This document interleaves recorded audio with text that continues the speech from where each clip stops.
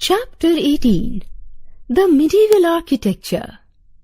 Let's learn Early Medieval Period, the Regional Kingdoms, Delhi Sultanate Period, the Mughal Period.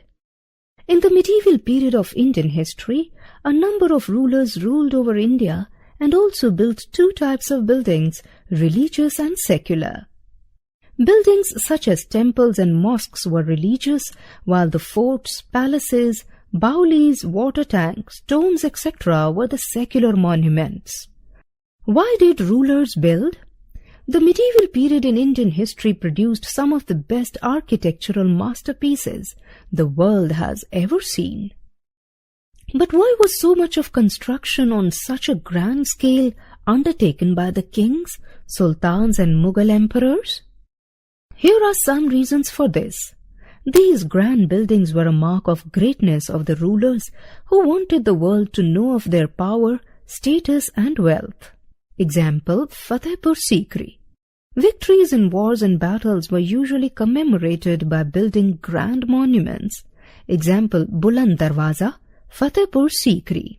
Kings claimed divine sanction and demonstrated their devotion to God by erecting grand temples and mosques. Example, Jama Masjid, Delhi and Brideshwara Temple, Thanjavur. Rulers wanted to leave grand monuments by which they would be remembered by the world long after they had died. Example, Taj Mahal, Agra. Kings also built structures like tanks, wells, dams and buildings to earn the people's goodwill, as these were looked upon as commendable undertakings, which also provided work and livelihood to poor people. Example, Bada Imambara, Lucknow. Early medieval period. One of the most enduring achievements of Indian civilization is, undoubtedly, its architecture. Vast range of architectural specimens have evolved, retaining a certain amount of continuity across history. Indian monuments belonging to different periods of history bear the stamp of the respective periods in which they were built. With the establishment of Hindu kingdoms in South India, the South Indian school of architecture began to flourish. The medieval period saw great developments in the field of architecture. Brain tickler. Why do we study architecture?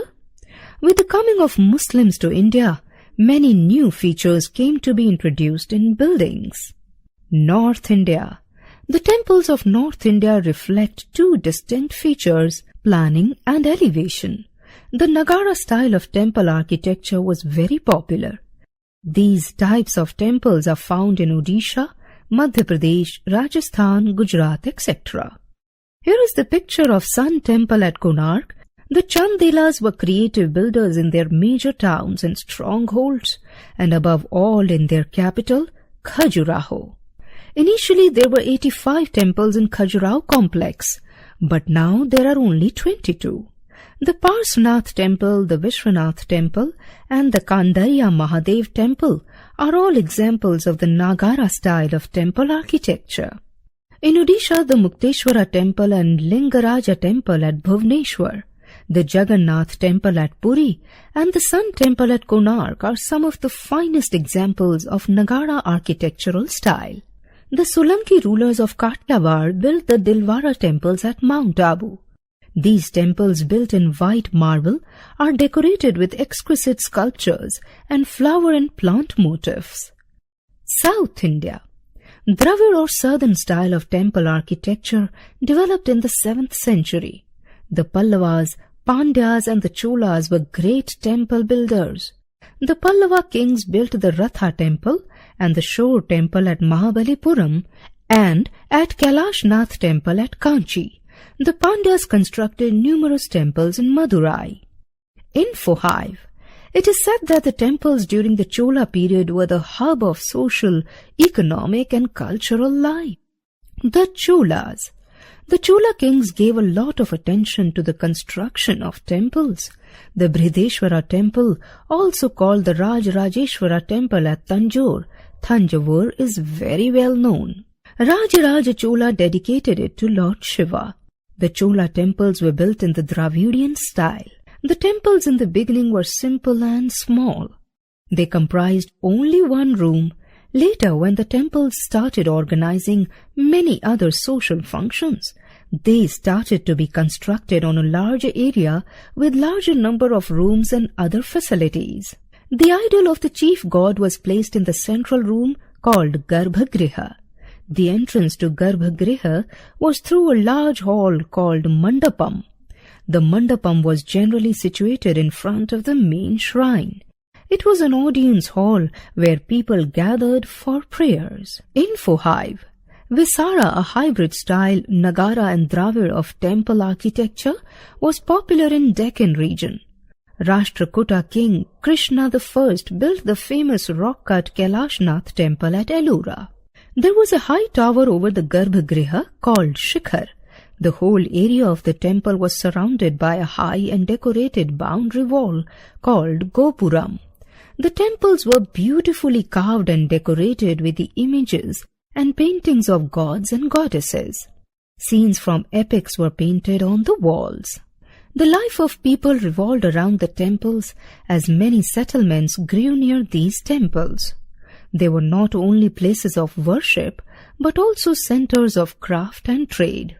The kings and rich merchants gifted large pieces of land called the Devadan to these temples, and hence temples owned considerable land.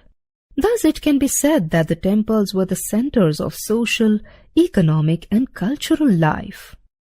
Delhi Sultanate period. During the Delhi Sultanate period, the Turks and the Afghans introduced new styles and techniques of architecture. That is, there was fusion between the Hindu and the Islamic styles of architecture, and this has been called Indo-Islamic architecture. Various palaces, mosques, forts and towers constructed during this period reflect this style. Brain tickler. What is a mausoleum? Features.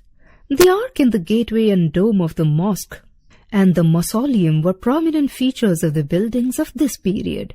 Instead of pillars to support the roofs, the half-domes and full domes were constructed.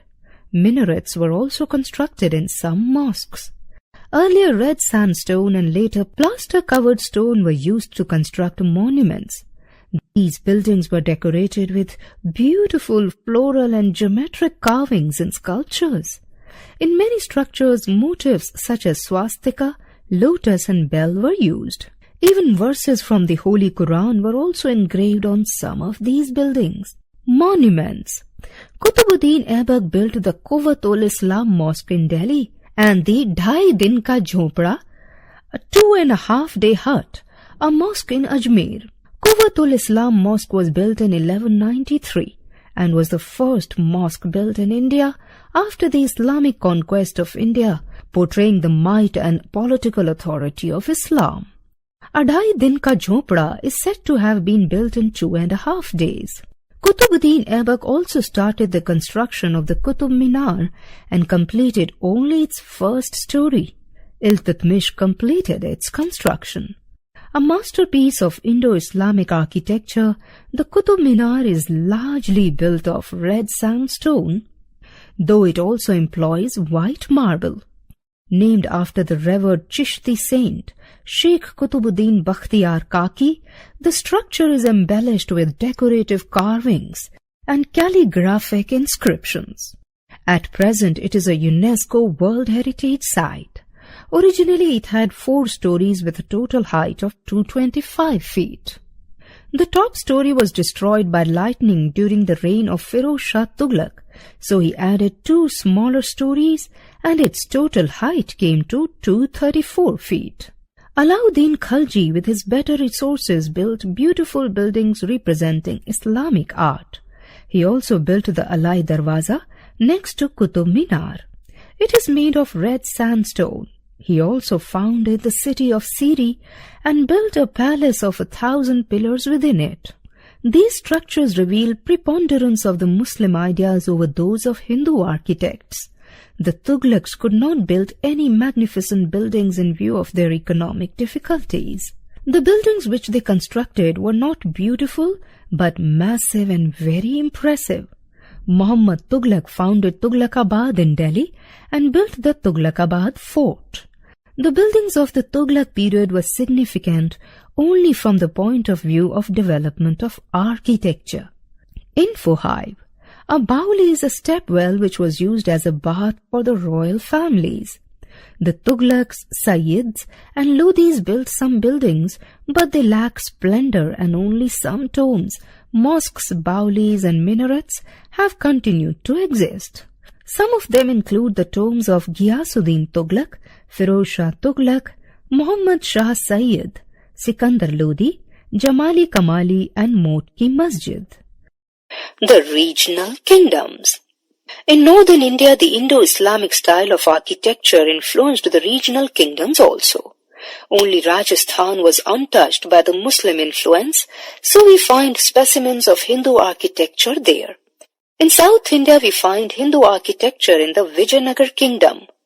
King Ahmad Shah of Gujarat founded the city of Ahmedabad and beautified it with grand structures. The most notable among them are the Jami Masjid and the Sidi Sayyid Mosque, which has intricately carved jali screens. Some other beautiful buildings of Gujarat include the Jami Masjid at Cambe, the Teen Darwaza, the Rani Ka Hujra near Ahmedabad, and some tombs at different places. The Malwa rulers constructed many structures at Mandu. These include the Mandu Fort, the Jama Masjid, the Hindola Mahal, the Ashrafi Mahal, the Jahaz Mahal, and Hushang Shah's tomb. The Adina Masjid at Pandua and the Dakhil Darwaza at Gaur are the most impressive monuments of the Ilyas Shahi and the Hussain Shahi rulers of Bengal. The important buildings in Jaunpur built by the Sharki rulers are the Atala Masjid built by Ibrahim Shah Sharki and the Jami Masjid commissioned by Hussain Shah. Rajput kingdoms. The rulers in Rajputana built many forts, palaces and other buildings. The most impressive of them are the Mehrangarh fort in Jodhpur and the Chittor fort. Rana Kumbha constructed the Victory Tower at Chittor. It is built of red sandstone and white marble. Vijayanagar. The rulers of Vijayanagara erected tall and massive gopurams, gateways and mandapas, prayer halls in the temples, especially at Hampi. The Vittala Swami temple and the Virupaksha temple and Hazara Rama temple are fine specimens of southern temple architecture with beautiful sculptures adoring their walls. Bahamani. The rulers of Bahamani kingdom built a number of splendid buildings such as mosques, madrasas and tombs. Some famous monuments are the Jama Masjid at Gulbarga and the three famous monuments at Bidar, the Jami Masjid, the Madrasa of Mahmud Gawan and his tomb. Info Hive. Built by Akbar, the Agra fort required 2,000 stone cutters, 2,000 cement and lime makers and 8,000 laborers. The successors of Bahamani also built many fine buildings in the Indo-Islamic style. The Qutub Shahis built the huge fort at Golconda, the Makkah Masjid and the Charminar at Hyderabad. The Adil Shahis were also avid builders, and among the most notable of their constructions are the Ibrahim Rauza and the Gol Gumbaj, the tomb of Muhammad Adil Shah. Gol Gumbaj has one of the world's largest domes. The Mughal period. Architecture during the Mughal period was much more grand and magnificent than during the preceding centuries. It was so mainly because of their stable political power and availability of sufficient funds needed for large-scale construction. Features. Some of the basic features of Mughal architecture were domes, high minarets, pillars, open courtyards, etc. Red sandstone for construction and marble for beautifying buildings with colorful patterns, gold and silver work and minute carvings were widely used. The Chahar Bagh pattern was very commonly used. It was the design of geometrical gardens with running water. In a few buildings, jalis or trellis work was done. Some even had Quranic verses engraved on them. Brain tickler. Why do you think the Mughals were able to build such magnificent buildings? Babur. Babur had a good architectural taste. He constructed only small buildings like fountains, baths, wells, etc. He also introduced garden palaces in India. Palaces at Agra, Sikri and Dholpur have been built by him and all have gardens around them. He also built mosques which are at present in Panipat and Sambal. Humayun did not build many structures.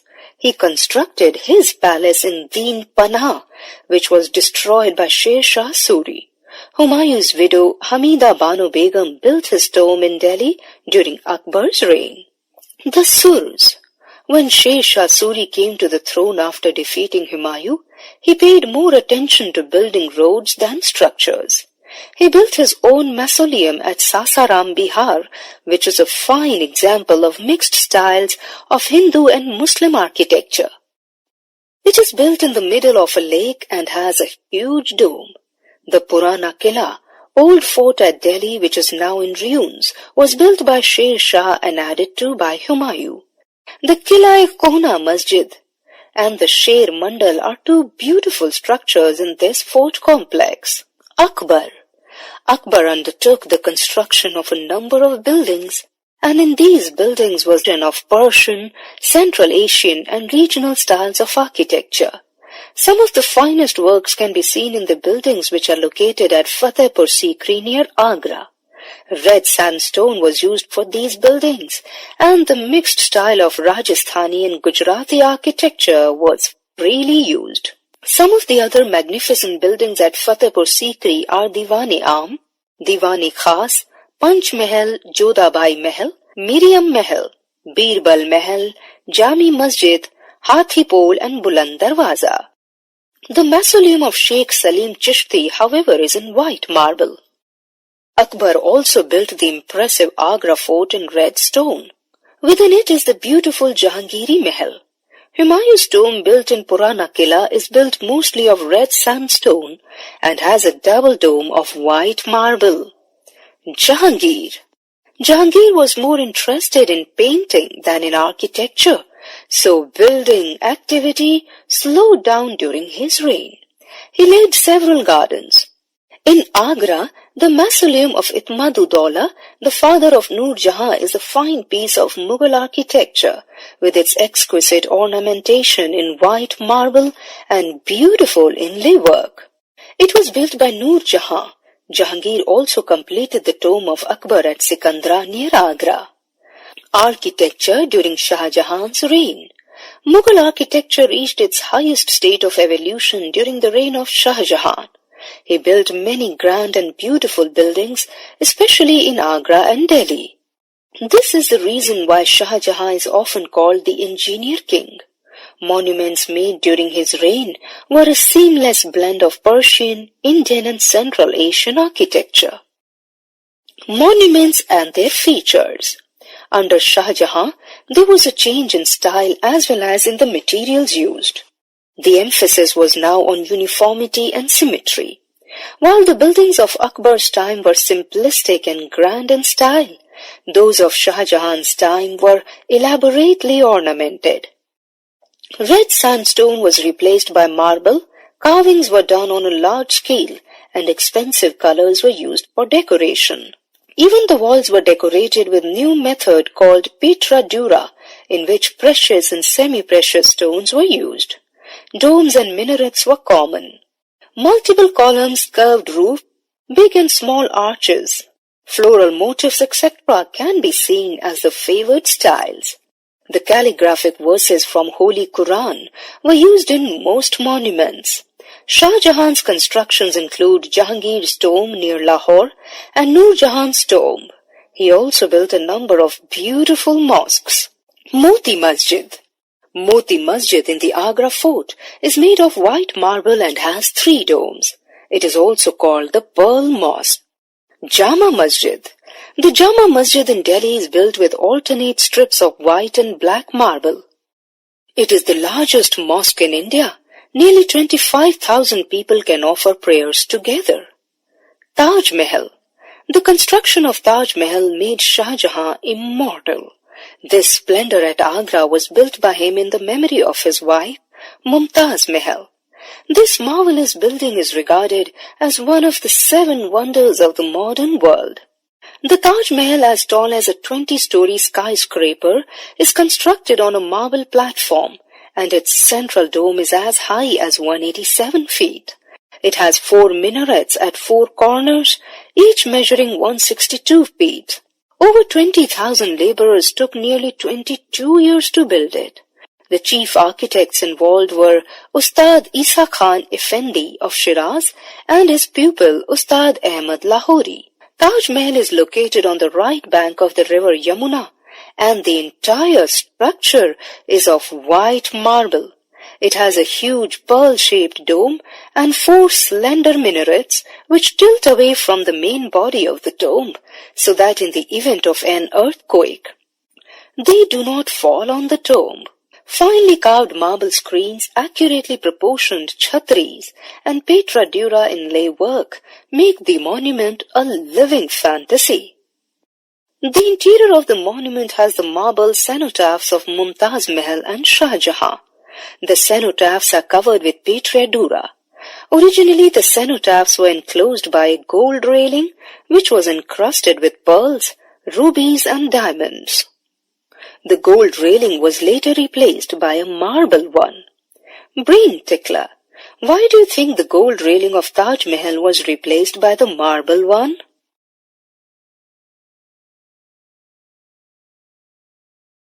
Red Fort.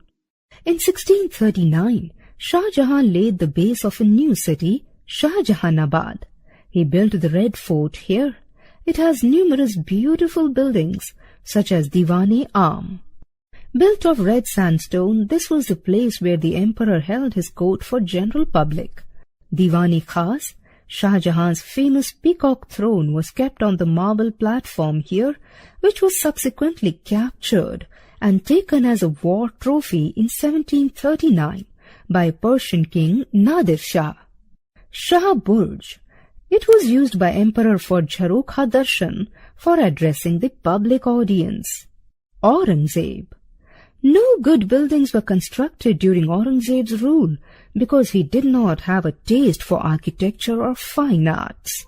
The tomb of Rabia Dorani, Aurangzeb's wife, Bibi ka Maqbara in Aurangabad, which Aurangzeb built for his wife, is a poor imitation of the Taj Mahal. The Badshahi Masjid at Lahore was also built during Aurangzeb's reign. The 18th century. The 18th century saw the decline in architecture. Among the ones which were built, the most famous is the tomb of Safdarjung in Delhi. It resembles Humayun's tomb and was completed in 1753. The Nawabs of Lucknow, taking inspiration from Mughals, built many Imambadas. In 1784, Nawab Asaf-ud-Daula built the Bada Imambada, Asaf-e-Imambada, to provide work for the feminist people of the region. The Chota Imambada and the Rumi Darwaza are some other famous monuments in Lucknow. The Nawabs of Bengal built the Katra Masjid and Chowk Masjid. Savai Raja Jai Singh of Amber built astronomical observatories at Delhi, Jaipur, Mathura, Ujjain and Banaras, now Varanasi. The Mysore rulers built the Darya Daulat Palace and Gumbad-e-Ala and the Jami Masjid. Recap. Buildings such as temples, mosques were religious, while the forts, palaces, baulis, water tanks, tombs, etc. were the secular monuments. The Pallavas, Pandyas and the Cholas were great temple builders.